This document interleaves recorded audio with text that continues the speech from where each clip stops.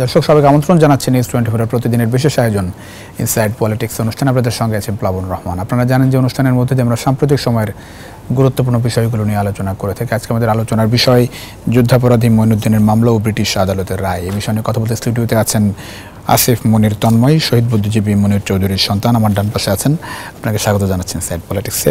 আমাদের সঙ্গে কিছুক্ষণের মধ্যে যোগ দেবেন বিচারপতি শামসুদ্দিন চৌধুরী মানিক, আপিল বিভাগের অবসরপ্রাপ্ত বিচারপতি। নিশ্চয়ই কিছুক্ষণের মধ্যে আমরা তাকে পাবো। আমরা শুরু করতে চাই আসিফ মনির তন্ময় আপনাকে দিয়ে। আসিফ মনির তন্ময়, আপনি নিশ্চয়ই বিষয়টা সম্পর্কে অবগত। আসলে একজন যুদ্ধাপরাধীর কে নিয়ে যে আসলে শেষমেশ ব্রিটিশ আদালতের যে রায়, সেই রায়কে আপনি আসলে কীভাবে দেখেন, একটু আপনার পর্যবেক্ষণ জানতে চাই। ধন্যবাদ। এই রায়ের উপরে তো বিশেষ করে আমাদের শহীদ সন্তানদের সংগঠন প্রজন্ম 71 এবং বিবৃতি দিয়েছে 71 কমিটির পক্ষ থেকে আমরা বিবৃতি দিয়েছি এবং এই মামলার যে একটা রায় আসতে পারে এটার অ্যান্টিসিপেশন আমাদের অনেকদিন ধরেই ছিল। মূলত হচ্ছে যে যেহেতু আদালতের রায় ব্রিটিশ রায়, সেটার একটা তাদের নিজস্ব একটা জুরিসডিকশন আছে আইনগত জায়গায়, যদিও আমরা আইনের জায়গায় অতটা ওয়াকিবহাল না যে আইনের দৃষ্টিকোণ থেকে কিভাবে দেখা দরকার, কিন্তু 71-এর মুক্তিযুদ্ধে বিশেষ করে এই যে বিচার কার্যটি যেটা ট্রাইব্যুনালের আন্ডারে হয়েছিল, যেখানে এই ব্যক্তিকে চৌধুরী মঈনুদ্দিনকে দোষী সাব্যস্ত করা হয়েছিল, সেখানে সাক্ষীদের মধ্যে কিন্তু আমাদের পরিবারগুলোর মানুষরা আমরা ছিলাম। আমি নিজে আমার ভাইয়ের পক্ষে সাক্ষী দিয়েছি, প্রয়াত মিশুক মনিরের পক্ষে, এবং এরকম অন্যান্য আরও শহীদ পরিবারের লোকজনরা বক্তব্য দিয়েছিলেন। যদি বলেন যে ব্যক্তি হিসেবে বা পরিবার হিসেবে এটা খুবই দুঃখজনক যে সেখানে এক ধরনের আমাদেরকে ছোট করা হয়েছে, সরাসরি না হলেও রায়ের যে বক্তব্য, ওটা আইনি ব্যাখ্যাগুলো আছে সেখানে, কিন্তু সেখানে খুব একপেশেভাবে বক্তব্যগুলো বলা এবং এমন সব বক্তব্য যেগুলো আমরা আসলে চৌধুরী মঈনুদ্দিনের মুখে বা তার আইনজীবীর মুখে সেই 2012-13 সাল থেকে শুনে আসছি একই ভাষায়, যে এখানে এটা সঠিক প্রক্রিয়াগতভাবে করা হয়নি, তাকে তার আত্মপক্ষ সমর্থন করতে দেওয়া হয়নি ইত্যাদি, যেগুলোর জবাব কিন্তু প্রত্যেকটা সেই সময় থেকে বাংলাদেশ সরকারের পক্ষ থেকেই হোক অথবা ট্রাইব্যুনালের পক্ষ থেকেও দেওয়া হয়েছে, আন্তর্জাতিকভাবেও সেটা জানানো হয়েছে। তারপরেও একদম চৌধুরী মঈনুদ্দিনের মনে হচ্ছে যে তোতা পাখির মতো তার বক্তব্যগুলোকে ওখানে উঠিয়ে নিয়ে আসা হয়েছে। তো সেটা হতেই পারে এই কারণে যে সেটার আরেকটি বিশ্লেষণ আমাদের, যে সেখানে যদি কোনোভাবে আমাদের বাংলাদেশের একটা পক্ষ আইনি জায়গায় এটার একটা পক্ষ অবস্থান করতেন, তাহলে আদালতে অন্তত সুযোগ থাকতো এটার পাল্টা বক্তব্যটা উপস্থাপন করার। হ্যাঁ, চৌধুরী মঈনুদ্দিন যেটা করেছে সে তার মানহানির মামলার জায়গাটাতে সেখানকার স্বরাষ্ট্র মন্ত্রণালয়ের বিরুদ্ধে করেছে, কিন্তু স্বরাষ্ট্র মন্ত্রণালয়ের বিরুদ্ধে মানহানি মামলা করেছেই এই ট্রাইব্যুনালের একটি রায় বা একটি বক্তব্যকে উদ্ধৃতি দিয়ে বা সেটিকে একটি ফুটনোটে ব্যবহার করে। কাজেই পক্ষান্তরে সরকার এবং তাদের যে রাষ্ট্রীয় আইন ব্যবস্থা, সেখানে যে বক্তব্য দেওয়া হলো, সেখানে বাংলাদেশের সরকারের বা বাংলাদেশের আইনি জায়গা থেকে, ট্রাইব্যুনালের জায়গা থেকে কোনো বক্তব্য সেখানে তখন থাকলো না। শুধুমাত্র চৌধুরী মঈনুদ্দিনের ভাষ্যের ভিত্তিতেই তাকে এই মানহানির মামলাটা চালিয়ে যাওয়ার অনুমতি দেওয়া হলো। এটার একটা বড় ইমপ্লিকেশন ভবিষ্যতে থাকবে, সেটা হচ্ছে যে আমাদের ট্রাইব্যুনালকে এই রায়টিকে উল্লেখ করে আন্তর্জাতিকভাবে এটাকে সবসময় ছোট করা হবে, এমনকি এরপরে বিচারিক প্রক্রিয়ায় বিশেষ করে যারা প্রবাসে রয়েছে তাদেরকে দেশে আনার ব্যাপারে যদি কোনো উদ্যোগ সরকার গ্রহণ করতেও চায়, আমরা জানি যে এই একই মামলায় দুজনের ব্যাপারে দুজন অভিযুক্ত আছেন, চৌধুরী মঈনুদ্দিন এবং আমেরিকায় আশরাফুজ্জামান। এদের ক্ষেত্রে তখন কিন্তু সরকার এই মামলার রায়টাকে উল্লেখ করার সুযোগ আছে, যে একদম সর্বোচ্চ আদালতে ব্রিটেনে বলা হয়েছে যে এটার একটা প্রশ্নবিদ্ধ একটা আদালত। কাজেই কিন্তু একটা বিষয়, 2019 সালে যুক্তরাজ্যের স্বরাষ্ট্র মন্ত্রণালয় যে প্রতিবেদন প্রকাশ করে সেখানেই তো তাকে আসলে যুদ্ধাপরাধ হিসেবে উল্লেখ করা হয়। 1971 সালে বাংলাদেশের ফৌজদারি অপরাধের বর্ণনাও সেখানে যুক্ত ছিল। হ্যাঁ জি, আসলে যেটা হয়েছে যে হ্যাঁ, ওখানে তারা এটা প্রতিবেদনটা ছিল বিশেষ করে সন্ত্রাসবাদ এবং জঙ্গিবাদের বিরুদ্ধে একটা রিপোর্ট, ব্রিটিশ সরকারের রিপোর্ট, তাদের হোম অফিসের, এবং সেখানে বিভিন্ন ব্যক্তির উল্লেখের মধ্যে তারা উদাহরণ হিসেবে চৌধুরী মঈনুদ্দিনের কথা উল্লেখ করেছে, এবং সেখানে এই কথাটুকু উল্লেখ আছে যে যাকে বাংলাদেশের এখানে ট্রাইব্যুনালে দোষী সাব্যস্ত করা হয়েছে। কিন্তু সেখানে তারা দালিলিক কোনো উপস্থাপন তারা করেনি। তারা যেটা করেছে যে সেখানে একটা ফুটনোট হিসেবে সেখানে দিয়েছে যেখানে এই সংক্রান্ত তথ্যগুলো আছে। কাজে হ্যাঁ, একটি মানে সরকারি দপ্তর যখন একটি রিপোর্ট প্রকাশ করছে সেখানে তারা দায়িত্ব নিয়েই করছে আমরা ধরে নিই, কিন্তু ওই সময় যেটুকু আমরা জানি যে সরাসরি তারা কিন্তু বাংলাদেশ সরকার বা ট্রাইব্যুনালের সাথে ব্যাপারে কোনো আলাপ তারা করেনি।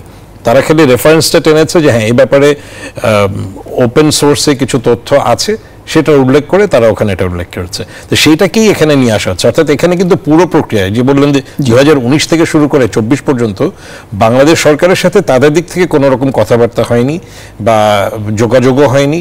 কিন্তু সবচেয়ে আশ্চর্যজনক হচ্ছে যে এই ব্যাপারে ব্রিটিশ বাংলাদেশিরা যারা আছেন তারা জানেন, কিন্তু সেখানে আমাদের হাই কমিশন হোক বা আমাদের এখানে পররাষ্ট্র মন্ত্রণালয় অথবা আইন মন্ত্রণালয় এই ব্যাপারে কোনো পদক্ষেপ সরাসরি তারা নেননি। এখনও সাম্প্রতিককালে আমরা আসলে শুনছি যে আমাদের আইন মন্ত্রণালয় বলছেন যে এই ব্যাপারে তারা পদক্ষেপ নেবেন, কিন্তু তারা কি নেবেন সেটা প্রকাশ করছেন না। পররাষ্ট্র মন্ত্রণালয় একই কথা বলেছে, এটা গণমাধ্যমে এসেছে।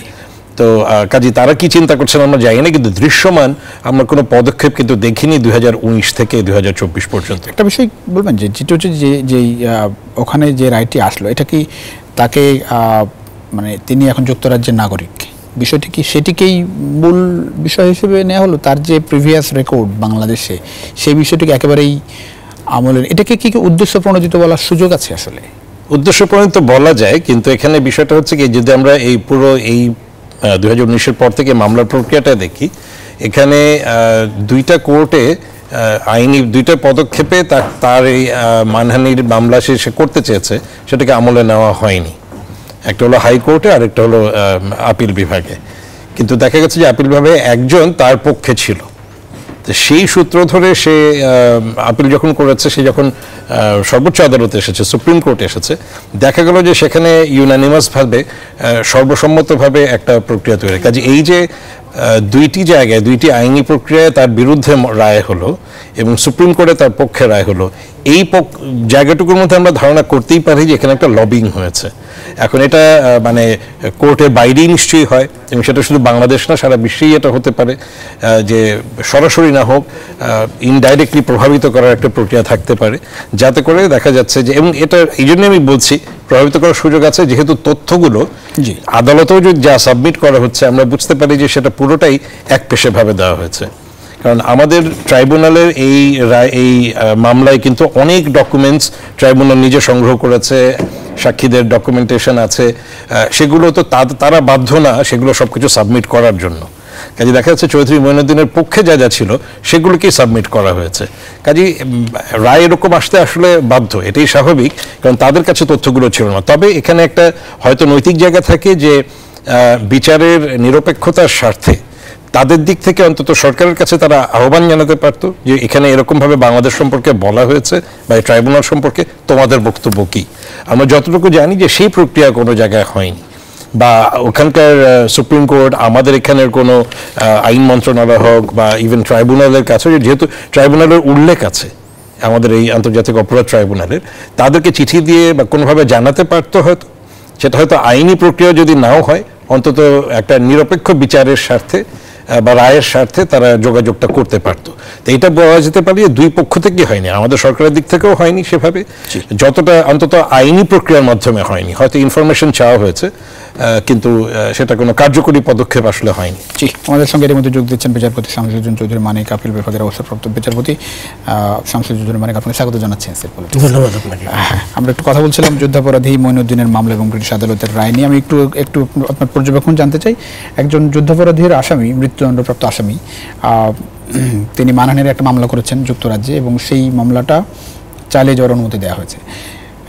এটিকে আপনি একটু পর্যবেক্ষণ জানতে চাই। একই সঙ্গে এর মাধ্যমে কি বাংলাদেশের যে রায় সেটি আসলে খাটো করে দেখার সুযোগ আছে, চ্যালেঞ্জের মুখে পড়ে গেল? দেখুন, তাকে মানহানি মামলা করার সুযোগ দিয়েছে সেটি একটি বিষয়, কিন্তু সবচেয়ে মারাত্মক হলো যে বিলেতের সর্বোচ্চ আদালত সুপ্রিম কোর্ট, যেটি অতীতের হাউস অব লর্ডসের স্থলাভিষিক্ত হয়েছে, সেই আদালত আমাদের বিচার ব্যবস্থার উপর অনেক এমনভাবে কটাক্ষ করেছে যেটি কোনো অবস্থায় আপনার অভিপ্রেয় না, এই অর্থে যে এটি বস্তুত অন্য একটি স্বাধীন সার্বভৌম দেশের বিষয়ে কিন্তু হস্তক্ষেপের সামিল। তারা হস্তক্ষেপ করেছেন এবং যে কথাগুলো ব্রিটিশ সুপ্রিম কোর্ট বলেছেন সেগুলো প্রায় সকলগুলোই কিন্তু ভিত্তিহীন। যেমন তারা বলেছেন যে চৌধুরী মঈনুদ্দিনকে আত্মপক্ষ সমর্থনের সুযোগ দেওয়া হয়নি, বলেছেন যে তাকে জানানো হয়নি যে তার বিরুদ্ধে মামলা চলছে। তার বিরুদ্ধে ওয়ারেন্ট যেটা ইস্যু করেছিল এই আমাদের ট্রাইব্যুনাল, সেই ওয়ারেন্টটি তামিল করা হয়নি। দেখুন এখানে আমি বলবো যে একটি দেশের আদালতের ওয়ারেন্ট কিন্তু অন্য একটি দেশে তামিল করার কোনো বিধান নেই। তো সেইখানে ওয়ারেন্ট হয়েছে, শুধু এইটুক জানানোই প্রয়োজন ছিল এবং সেটি কিন্তু জানানো হয়েছে। এই রায়ে স্বীকারোক্তি রয়েছে যে তার বিরুদ্ধে যে ওয়ারেন্ট হয়েছে, তার বিরুদ্ধে যে মামলা হবে, সেই কথা চৌধুরী মঈনুদ্দিনকে জানানো হয়েছে। চৌধুরী মঈনুদ্দিনকে জানানো হয়েছিল, চৌধুরী মঈনুদ্দিনের পরিবার জানে বিষয়টি এরকম কিনা? মঈনুদ্দিনের পরিবার বাইরে বাদ দেন, মঈনুদ্দিনকে জানানো হয়েছিল, সেটি কিন্তু স্বীকৃত। আর ওয়ারেন্ট তো তামিল করা যায় না অন্য একটি দেশে, যেটা বললাম। সে ব্যাপারে তো ব্রিটিশ সুপ্রিম কোর্ট যা বলেছে সেটা তো মানে অবিশ্বাস্য। আর আরেকটি কথা হলো, রায়ের পরে আমাদের যে রায়, যে ট্রাইব্যুনাল রায় দিয়েছেন, এবং সেই ট্রাইব্যুনালের যিনি প্রধান ছিলেন, তিনি অত্যন্ত মেধাবী এবং অত্যন্ত যোগ্য একজন বিচারপতি।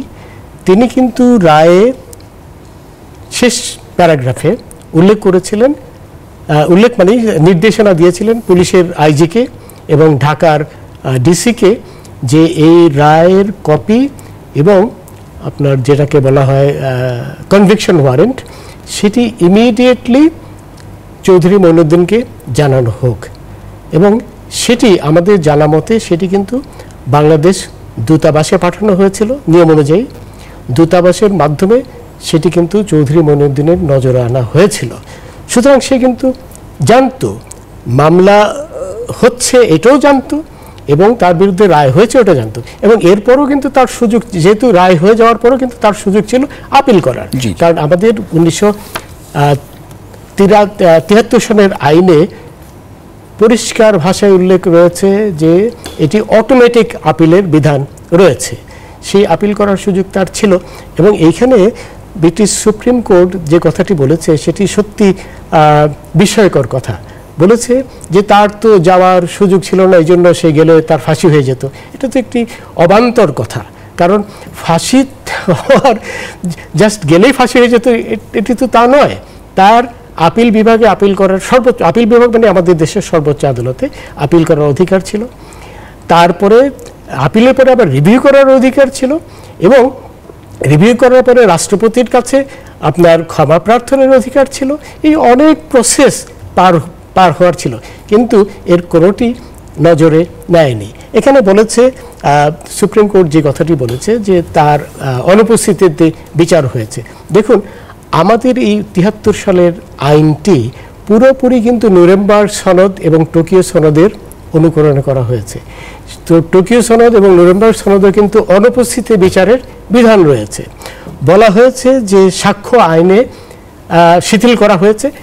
নুরেমবার্গ ট্রাইব্যুনালের যে সনদ, সেখানেও কিন্তু সাক্ষ্য আইনে শিথিল করা হয়েছে, এই জন্য যে এই ধরনের অপরাধের ক্ষেত্রে সাক্ষ্য আইন যদি, গতানুগতিক সাক্ষ্য আইন যদি কড়াকড়িভাবে প্রয়োগ করা হয় তাহলে বিচার হবে না। কারণ এটি কিন্তু দেশের সাধারণ অপরাধ নয়, এটি হচ্ছে মানবতা বিরোধী অপরাধ, গণহত্যা অপরাধ, যুদ্ধ অপরাধ। এবং এই জন্য যে আপনার প্রথম যে ট্রাইব্যুনালটি হয়েছিল 1945 সালে, অর্থাৎ নুরেমবার্গে, সেই ট্রাইব্যুনাল যে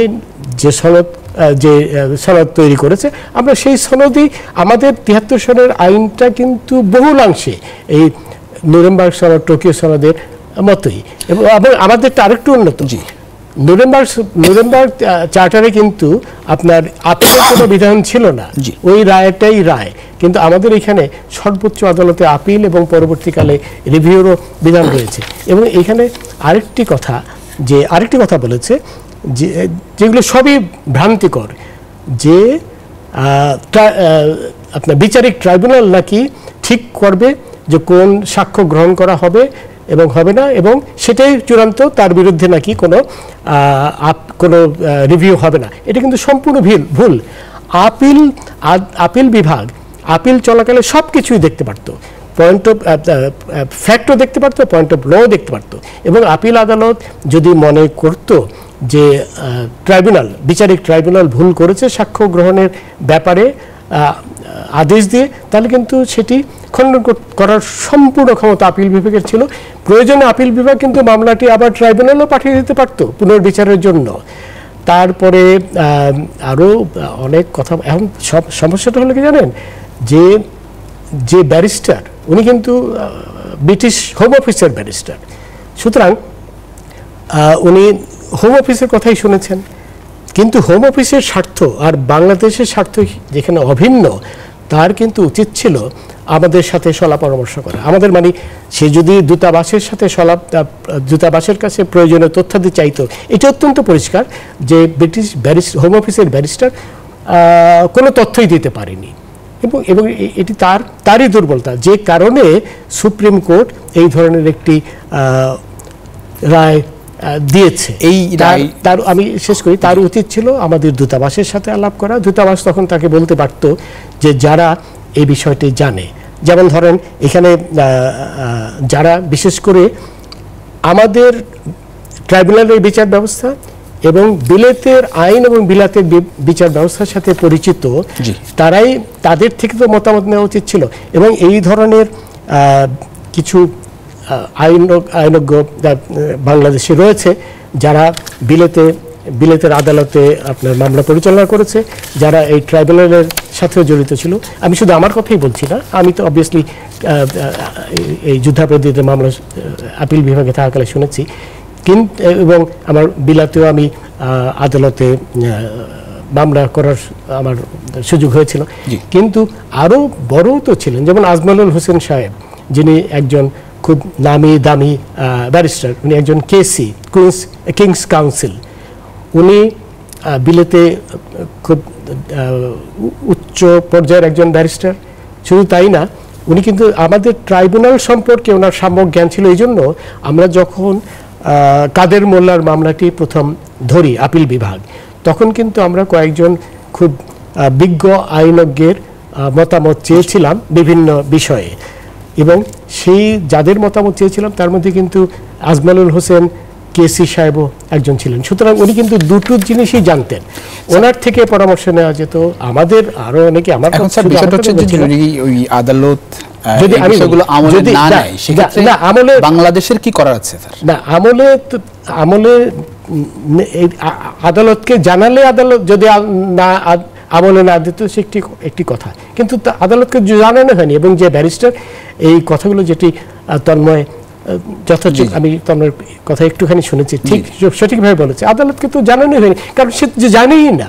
যেহেতু সে জানে না, তার তো উচিত ছিল বাংলাদেশের আইসিটি অ্যাক্ট উপরে জ্ঞান গ্রহণ করা, তারপরে অন্যান্য যেসব সাক্ষী সাবুত তথ্য প্রমাণ রয়েছে এগুলো গ্রহণ করা। তার কোনোটিই সে গ্রহণ করেনি, যেটা সত্যি আপনার দুর্ভাগ্যজনক। একটা বিষয় একটু জানতে চাই, যেটি স্যার বলছিলেন একটু আগে, সেটি হচ্ছে যে এই ব্রিটিশ আদালতের যে রায় আসলো চৌধুরী মঈনুদ্দিনের একরকম পক্ষে, সেই জায়গাটাই বাংলাদেশের পক্ষে, সেই জায়গাটাই বাংলাদেশের যে বিচার ব্যবস্থা, বাংলাদেশের যে যুদ্ধাপরাধীদের রায়, সেটির উপরে কোন রকম মানে ইমপ্যাক্ট ফেলে মনে হয়? এই রায় তো আমরা মানতে বাধ্য না। ব্রিটিশ আদালত তো আমাদের উপরওয়ালা, এটি তো প্রিভি কাউন্সিল নয় যে আমরা তাদের রায় মানব।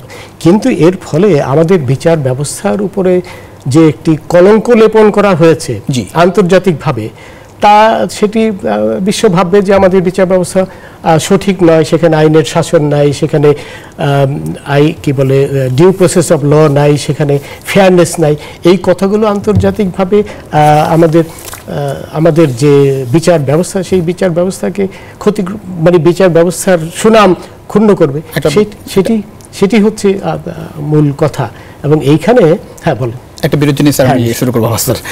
দর্শক, ছোট্ট একটা বিরতির সময় হচ্ছে ইনসাইড পলিটিক্সে। আশা করি ফিরছে কিছুক্ষণের মধ্যে, আশা করি সঙ্গে পাচ্ছি আপনাদের বিরতির পর ইনসাইড পলিটিক্স।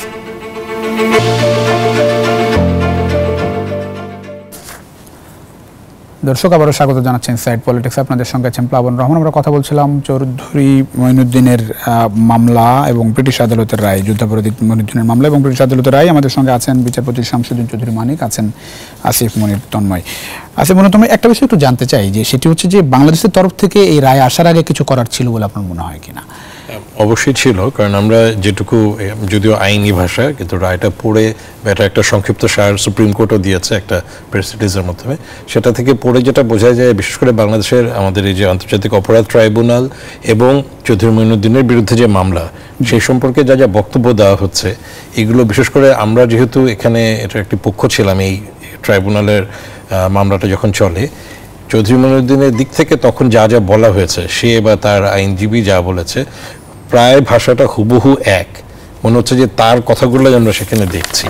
এটা থেকে যেটুকু মনে হয় যে এখানে অন্তত আদালতে যখন এটা যায় তখন সেখানে যে তথ্য বা নথিপত্র ছিল শুধুমাত্র চৌধুরী মঈনুদ্দিনের কাগজপত্রগুলোই সেখানে ছিল বা তার দিক থেকে যেগুলো তার পক্ষ থেকে। সেজন্য তো দোষ আমাদের, কারণ ব্রিটিশ যে ব্যারিস্টার, হোম অফিসের ব্যারিস্টার, সে কিছু উত্থাপন করেনি।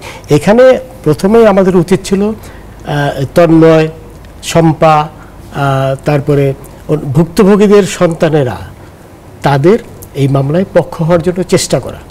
সুপ্রিম কোর্টে কিন্তু তারা চেষ্টা করতে পারত। তারা পক্ষ হলে তখন তাদের ব্যারিস্টার তাদের কথায় কাজ করত, তারা যে ইনস্ট্রাকশন দিত সেই ব্যারিস্টারকে তারা আইসিটি আইন সম্পর্কে পুরোপুরি বোঝাতে পারত।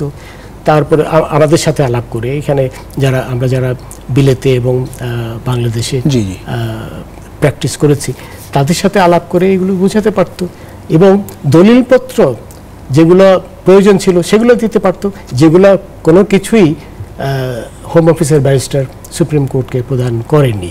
সেখানে আমরা যদি পক্ষ হতাম তাহলে এটা আমাদের পক্ষে আমরা পক্ষ মানে এই ভুক্তভোগীদের পরিবারের সদস্যরা পক্ষ হলে তারা তখন এটা করতে পারত।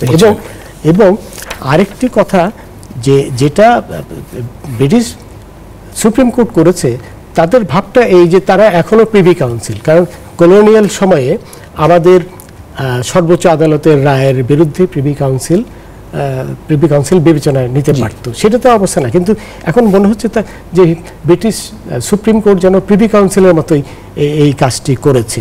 তো সেখানে সুপ্রিম কোর্টের বিষয়ে তো আমাদের বিরুদ্ধে তো আমাদের কথা আছেই, কিন্তু তার চেয়ে বড় কথা হলো আমাদের ব্যর্থতা। আমরা কিন্তু এই ব্যাপারে সম্পূর্ণ ব্যর্থ হয়েছি। আমাদের উচিত ছিল এই পক্ষ হয়ে তারপরে আমাদের যে কথাগুলো ব্রিটিশ হোম অফিসের ব্যারিস্টার বলেনি, যে তথ্যপাত্রগুলো প্রদান করেনি, সেগুলো আমাদের ব্যারিস্টার সুপ্রিম কোর্টে প্রদান করতে পারে। জি আচ্ছা, মূলত আমি একটু জানতে চাই যে মানে আমরা কি বিষয়টা খুব বেশি গুরুত্ব সহকারে দেখলাম না, নাকি বুঝেও না বোঝার ভান করে থাকলাম? না, আমরা যেটুকু বলতে পারি মানে গুরুত্বটা সেরকম ভাবে দেওয়া হয়নি, কারণ সেখানে একটা ব্যাপার থাকতে পারে যে এখানে বিশেষ করে আইন সম্পর্কে বিশেষ করে আমাদের ট্রাইব্যুনাল বা ট্রাইব্যুনালের সাথে যেসব ব্যক্তিরা যুক্ত ছিলেন, মানিক ভাইও ছিলেন, তাদের মতামত নিয়ে যদি এটার একটা চিন্তা করা যেত এবং ভুক্তভোগীদের ভুক্তভোগীরা কিন্তু প্রথম থেকেই এই বিচারগুলো পর্যবেক্ষণ করে আসছে। আমরা মনে আছে যে আমরা 2019-এ যখন হোম অফিসের প্রথম এই রিপোর্টটি আসলো এবং চৌধুরী মঈনুদ্দিন প্রতিবাদ করলো, আমরা আমাদের শহীদ সন্তানদের সংগঠন প্রজন্ম 71 থেকে তখন একটা স্মারকলিপি দিয়েছিলাম হোম অফিসকে আমাদের এখানে ব্রিটিশ হাইকমিশনের মাধ্যমে, যেটার অনুলিপি আমরা এখানে পররাষ্ট্র মন্ত্রণালয়ে দিয়েছিলাম। এগুলো নিশ্চয়ই নথিপত্রে দুই জায়গাতেই থাকবে, আমাদের কাছে তো আছে, সেটা আমরা অফিসিয়ালি রিসিভ করে এনেছিলাম সেই চিঠি, কিন্তু সেটার কোনো অফিসিয়াল উত্তর আমরা পাইনি। কিন্তু সেটা ধরেও কিন্তু আগাতে পারতো, আমাদের এখানে পররাষ্ট্র মন্ত্রণালয় সেটাকে আমলে নিতে পারতো। সে 2019 সালেই যে এরকমভাবে আমরা একটি চিঠি পেয়েছি শহীদ সন্তান এবং বিশেষ করে ভুক্তভোগী পরিবারদের পক্ষ থেকে, এটা নিয়ে আমরা কি করতে পারি। যে জন্য আমি বলছি যে আইনজীবীদের পরামর্শ নিয়ে ওই সময় থেকে এটাকে আমরা যেটুকু শুনেছি যেটাকে ফলো করা হয়েছে। এখন এখানে একটি আইনি দিক আছে, যে জায়গাগুলো কিছুটা মানিক ব্যাখ্যা করলেন যে কি করা যেত, কিন্তু ভুক্তভোগী পরিবার বলেন বা সামাজিক সংগঠনের কিন্তু একটা সীমাবদ্ধতা থাকবে। একটা হচ্ছে যে এখানে এটা অন্য ভিন্ন একটি রাষ্ট্রে এবং এখানে এটা রাষ্ট্রীয় বিচারিক ব্যবস্থার মধ্যে জায়গাটা আছে। তা আমাদের যারা পরিচিত আছেন যুক্তরাজ্যে, লন্ডনে আইনজীবী বলেন অথবা সংগঠন আছে মুক্তিযুদ্ধ পক্ষের বা বাংলাদেশিদের সংগঠন, তাদের সাথে কিন্তু আমরা নিয়মিত যোগাযোগ রেখেছি এবং এই যে এটা সুপ্রিম কোর্টে উঠলো সেই তথ্যগুলো আমরা পাচ্ছি। কিন্তু আমাদেরকে ওইসব সংগঠনের মানুষজন বলেছে যে তারা যখন বাংলাদেশ হাইকমিশনের সাথে এর ব্যাপারে কথাবার্তা বলতে চেয়েছেন, তাদের দিক থেকে এখানে কোনো আগ্রহ পাননি। কাজে সেখানে একটি ব্যর্থতা হচ্ছে বাংলাদেশ সরকারের, যদি আমরা বলি একটি হচ্ছে যে আমাদের ওখানে হাইকমিশনের, এবং আরেকটি হচ্ছে যে আমাদের এখানে আমরা যদি বলি আইন মন্ত্রণালয় এবং পররাষ্ট্র মন্ত্রণালয়ের ক্ষেত্রে, এবং ব্যক্তি হিসেবে হ্যাঁ আমাদের একটা লিমিটেশন অবশ্যই থাকবে, আমরা কি করে এখান থেকে গিয়ে ওখানে এটার ব্যাপারে কথা বলবো, ব্যক্তি লিমিটেশন থাকে না, এবং এখানে আইনজীবী নিয়োগ করার ব্যাপারে একটা বিষয় থাকবে যেটা সরকারি পক্ষ থেকে করতে হবে, আর্থিক লিমিটেশন হবে, ওখানে প্রচুর অর্থের প্রয়োজন, এবং এখনো কিন্তু সেই প্রয়োজনীয়তাটা আছে। আশা করি মানুষের ফিউচারের কথাটা বলবে একটু শামসুজ্জোহর। মানে আরেকটা কথা, একটা প্রশ্ন করি স্যার, তারপর আপনি চলবেন। যেটি হচ্ছে তার বিরুদ্ধে যেটি মানে অভিযোগ প্রমাণিত, সেটি হচ্ছে 1971 সালের মুক্তিযুদ্ধের সময় ঢাকা বিশ্ববিদ্যালয়ের 9 জন শিক্ষক, 6 জন বিশিষ্ট সাংবাদিক, 3 জন চিকিৎসক, 18 জন বুদ্ধিজীবীকে অপহরণ ও হত্যার দায় বাংলাদেশের আন্তর্জাতিক অপরাধ ট্রাইব্যুনালে আশরাফুজ্জামান খান এবং চৌধুরী মনিরুজ্জামানকে মৃত্যুদণ্ড দেওয়া হয়। একজন এরকম মৃত্যুদণ্ডপ্রাপ্ত আসামি বাংলাদেশে মানে রায় হয়ে গেছে, আসলেই তার ফাঁসির বিষয়টা, সেই জায়গাটাই আর একটা দেশে এরকম রায় হলো, এবং সেই জায়গায় এই বিচার ব্যবস্থা নিয়েও প্রশ্ন তোলা হচ্ছে, তার হাজিরা, তাকে কতটা সুযোগ দেওয়া হয়েছে না হয়েছে, এইটা মানে আমরা কেন আসলে গুরুত্ব দিলাম না স্যার? এবং অর্থের যে বিষয়টা বলছেন স্যার, এই জায়গাটা আমাদের এইটার জবাব তো একমাত্র পেছনে স্যার দিতে পারবে। তার পক্ষে যে রায়টা গেল, ওখানে তন্ময় যে কথাটি বলেছে আমি তার সাথে 100% একমত। আমরা গুরুত্ব দেইনি, গুরুত্ব দিলে কিন্তু আজকে এই অবস্থা হতো না। যেমন আরেকটা এক্সাম্পল, এই সুপ্রিম কোর্ট বলেছে আমরা নাকি এক্সট্রাডিশনের কোনো প্রক্রিয়া শুরু করিনি। এটা একেবারে ভুল। 2014 সালে এক্সট্রাডিশন প্রক্রিয়া কিন্তু শুরু করা হয়েছিল, বুঝলেন। অবশ্য তারপরে যে ঘটনা ঘটেছে, 2016-তে একজন মন্ত্রীও কিন্তু এসেছিলেন, ব্রিটিশ মন্ত্রী, এই এক্সট্রাডিশন প্রক্রিয়ার ব্যাপারে আলাপ করতে।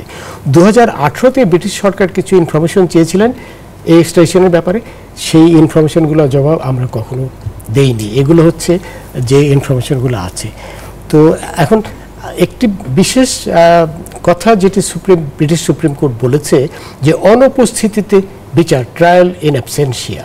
দেখুন, আমাদের সাধারণ বিচার ব্যবস্থায় কিন্তু অনুপস্থিতিতে বিচারের বিধান রয়েছে, এবং সেই বিধান কিন্তু ব্রিটিশ পার্লামেন্টই করেছে আমাদের সিআরপিসি আইন অনুযায়ী। এটি ব্রিটিশ পার্লামেন্টই হয়েছে। আর এটি তো সাধারণ আইন নয়, এটি হচ্ছে একটি বিশেষ ধরনের আইন যেখানে এই অনুপস্থিতির বিচারের বিধান রয়েছে, এবং সেই বিধান কিন্তু আপনার নুরেমবার্গ চার্টারও ছিল, টোকিও চার্টারও ছিল, এবং নুরেমবার্গে কিন্তু অনুপস্থিতিতে বেশ কয়েকজনের বিচার হয়েছে। এই কথাগুলো তো আপনার এই ব্রিটিশ সুপ্রিম কোর্টের নজরে আনা প্রয়োজন ছিল, যে অনুপস্থিতির বিচারে কতগুলো নিয়ম পালন করতে হয়, সেই সব নিয়মই কিন্তু আমাদের ট্রাইব্যুনাল পালন করেছে। আসিফ ভাই যেটি একটু উল্লেখ করেছেন শুরুতে, আমি একটু আপনাকে একটু অ্যাড্রেস করি বিষয়টা, সেটা হচ্ছে যে উনি যেটি বলছিলেন যে আমাদের বাংলাদেশের অপরাধ করেছেন যারা বাইরে বিভিন্নভাবে পালিয়ে আছেন, তাদেরকে দেশে ফেরত আনার বিভিন্ন রকম প্রক্রিয়া চলছে, সরকারের পক্ষ থেকে বিভিন্ন সময় বিষয়টি বলা হয়। এই বিষয়টি কোনো রকম ইম্প্যাক্ট ফেলবে কিনা এই রায়, সেটি একটু জানতে চাই। এই রায়, হ্যাঁ, এই রায় তো অনেকেই এই রায়কে উদাহরণ হিসাবে উত্থাপন করে বলতে পারবে যে বাংলাদেশের বিচার ব্যবস্থা সুষ্ঠু নয়, সেখানে ডিউ প্রসেস অফ ল পালিত হয় না, সেখানে বিচারে ফেয়ারনেস নাই, সেখানে সাক্ষী প্রমাণের ব্যাপারেও কিন্তু একটি কথা, যে সাক্ষী শিথিল করার বিধান কিন্তু আপনার নুরেমবার্গ চার্টারও ছিল। আমরা কিন্তু বলতে গেলে 73 সালের আইনটি নুরেমবার্গ প্যাটার্নে কিন্তু করা হয়েছে, এবং শুধু তাই নয়, আমাদের এটা ফলো করে কিন্তু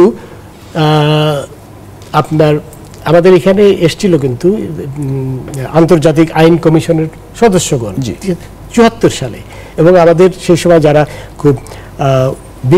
খুব সিনিয়র আইনজীবী ছিলেন তাদের সাথে আলাপ করেছে, এবং আমাদের আদালেই কিন্তু রোম চার্টার, যার ফলে আপনার ইন্টারন্যাশনাল ক্রিমিনাল ফৌজদারি আদালত সৃষ্টি হয়েছে, সেই চার্টারও কিন্তু আমাদের এই বিধানগুলো অনুসরণ করা হয়েছে। সো এই বিধানগুলো মানবাধিকার অপরাধের জন্য বা আপনার গণহত্যার অপরাধের জন্য সম্পূর্ণ সঠিক, এখানে কোনো খোঁজ ছিল না, কিন্তু এই কথাগুলো বলার তো কেউ ছিল না, সেটা হলো দুঃখের। ছোট্ট বিরতি নিয়ে আবার আসছি দর্শক, ছোট্ট বিরতির সময় হচ্ছে আবারও ইনসাইড পলিটিক্সে। আশা করি আপনাদের সঙ্গে পাচ্ছি বিরতির পর, ছোট্ট একটা বিরতির পর ফিরছি। দর্শক আবারও স্বাগত জানাচ্ছেন ইনসাইড পলিটিক্সে। আমরা কথা বলছিলাম যুদ্ধাপরাধী মঈনুদ্দিনের মামলা ও ব্রিটিশ আদালতের রায় বিষয় নিয়ে। আসিফ মনির, তন্ময়, একটু জানতে চাই এখন আসলে কি করার, মানে এখানে যে রায় হয়ে গেল সেই জায়গায় এখন কি আর খুব বেশি কিছু করার আছে? না, এটা তো যে ক্ষতিটা হয়ে গেল, সর্বোচ্চ আদালতের একটা রায়, এটার ব্যাপারে কিছু করার নেই। কিন্তু যেটা স্বাভাবিকভাবে আমরা বুঝি যে যেহেতু সে মামলাটা করেছিল মানহানির মামলা, মানে মানহানি হয়েছে তার, এইটার ব্যাপারে সে একটা মানে প্রতিকার চায়, তো সেইটার অনুমতি দেওয়া হলো এই রায়ের মাধ্যমে। এখন সেই প্রতিকারের জন্য সে ওখানে বলেছে, আমরা যেটা ভাষ্যতে দেখলাম, যে তার মান সম্মান ক্ষুণ্ণ হয়েছে ব্রিটিশ নাগরিক হিসাবে জনগণের সামনে, এবং সেটা প্রকাশিত হয়েছে, পাবলিক স্পেসে হয়েছে ইত্যাদি। তো সেইটার জন্য সে যদি এখন মানহানির একটা কোনো প্রক্রিয়ায় যায়, আইনি প্রক্রিয়ায় যায়, সেইখানে সে একই বিষয়টি তো উল্লেখ সে করবে যে আমার বিরুদ্ধে মিথ্যা অভিযোগ করা হয়েছিল, সেটার ভিত্তিতে হোম অফিস এরকম একটা রিপোর্ট দিয়েছে যেখানে আমার মান সম্মান ক্ষয়ে গেছে। তো ওই প্রক্রিয়ার মধ্যে সরকারের, বিশেষ করে হোম অফিসের পক্ষে যদি আইনজীবী নিয়োগ দিয়ে হোক বা একটা আইনি প্রক্রিয়ায় যাওয়া যায়, এটা সম্ভবত আইনি প্রক্রিয়াই প্রয়োজন হবে, এর বাইরে অন্য কোনো কিছু না। আরেকটা হলো যে আমরা এখন পর্যন্ত কিন্তু ওখানে জানি না, আমরা যেটা দেখেছি যে ব্রিটেনে বাংলাদেশি যারা আছে তারা তাদের পক্ষ থেকে এই রায়ের ব্যাপারে বক্তব্য দিয়েছে, কিন্তু যদি সেটা আইনি প্রক্রিয়ায় সমস্যা না হয় সেরকমভাবে আমাদের দিক থেকে এটা কোনো বক্তব্য দেওয়ার সুযোগ ছিল বা আছে কিনা রাষ্ট্রীয়ভাবে অফিসিয়ালি, সেটা মানে কেউ বলতে পারেন সেটা দিলে কোনো ক্ষতি আছে কিনা। এখন বক্তব্য দিয়ে তো লাভ, কারণ এইটা ব্রিটিশ সরকারের তো কথা না। ব্রিটিশ সরকারের কথা হলে বাংলাদেশ প্রতিবাদ করতে পারত, বাংলাদেশ ব্রিটেনকে বলতে পারতো তোমরা ক্ষমা প্রার্থনা করো, এখানে শোনেন, এইটা আদেশটা দিয়েছে ব্রিটিশ সুপ্রিম কোর্ট, ব্রিটিশ সরকার না। ব্রিটিশ সরকার দিলে বাংলাদেশ প্রতিবাদ করতে পারতো, বলতে পারতো তোমাদের কথা তোমরা উইথড্র করো, ক্ষমা প্রার্থনা করো, কিন্তু সেটা তো না, এটা দিয়েছে। এখন আমরা তো আর সুপ্রিম কোর্টকে তো আর এই ধরনের কিছু দাবি জানাতে পারি না, বা দাবি জানালেও সেটা তো কোনো কোনো কোনো ফল হবে না। এখন এখানে না, আমি বলছি করার নাই, সেটা আমি বলবো না। এখন কথা হলো, রায়টি দিয়েছে ব্রিটিশ সর্বোচ্চ আদালত, এর উপরে কিন্তু আর কোনো আদালত নেই। যদি নিম্ন আদালত হতো তাহলে আপিল করে সেই আদালতের রায়কে আমরা চ্যালেঞ্জ করতে পারতাম যে আদালত ঠিক দেয়নি। সুতরাং ইংল্যান্ডের মধ্যে তো আর এই মানে এর উপরে আর কোনো আদালত নেই। এখন ইউরোপিয়ান হিউম্যান রাইটস কোর্ট আছে, যে কোর্টের অবশ্য কোনো দংশনের ক্ষমতা নেই, কিন্তু সেখানে কিন্তু যাওয়ার সুযোগ নেই। এই জন্য প্রথমত আমরা তো যদি এখানে হিউম্যান রাইটস কোনো এলিমেন্ট নাই যেটা নিয়ে হিউম্যান রাইটস কোর্টে যাওয়ার সুযোগ থাকতে পারত, তবে সেখানে আমরা কিন্তু সুযোগ পেতাম না, যেহেতু আমরা পক্ষ ছিলাম না। ব্রিটিশ সরকার পারত, কিন্তু যেহেতু কোনো হিউম্যান রাইটস এলিমেন্ট নাই, হিউম্যান রাইটস এলিমেন্ট থাকতো মঈনুদ্দিনের পক্ষে, সে যেতে পারত।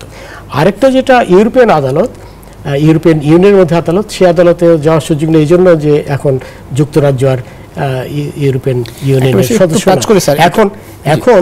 এখন যেটা একটা অনেকগুলো আসলে গভীর চিন্তার ব্যাপার, কিন্তু যারা বলছে এক্ষুনি সিদ্ধান্ত নিল হ্যান ত্যান ইত্যাদি, তারা কিন্তু ঠিক গুরুত্বটা বুঝতে পারছে যে এখানে গভীর গবেষণার বিষয় আছে, আলাপ আলোচনার বিষয় আছে, এবং অনেক চিন্তা ভাবনার বিষয় আছে। একটা হলো যেটা তন্ময় যথার্থ বলেছে, যে যখন মানহানি মামলাটা শুরু হবে তখন মানহানি মামলায় মানে তন্ময়রা পক্ষ হলে, সরকার না, কিন্তু সরকারের পক্ষ হওয়া ঠিক হবে না, তন্ময়রা পক্ষ হলে তারা তাদের ব্যারিস্টারের মাধ্যমে সেই নিম্ন আদালত থেকে শুরু হবে, সেখানে তারা চেষ্টা করতে পারবে এটি প্রমাণ করার যে যুদ্ধাপরাধের যে বিচার হয়েছে সেই বিচার সুষ্ঠু হয়েছে, আমাদের যে 1973-এর যে আইন সেটা নিষ্কলুষ আইন, সেটা সেই নুরেমবার্গ চার্টারের আদলে হয়েছে। সুতরাং এখানে কোনো এমন কিছু হোম অফিস বলেনি যার জন্য সে দাবি করতে পারে তার মানহানি ঘটেছে। তার যে রায় দিয়েছে বাংলাদেশের আইসিটি আদালত, সেই রায় একেবারে পারফেক্ট, এখানে কোনো ব্যত্যয় ঘটেনি। এটি একটি পন্থা। একটা বিষয় একটু জানতে চাই, যে এই যে অনেক অর্থ কড়ির বিষয় বলছিলেন, এই মামলা চালায় মঈনুদ্দিনের পক্ষে আসলে কারা?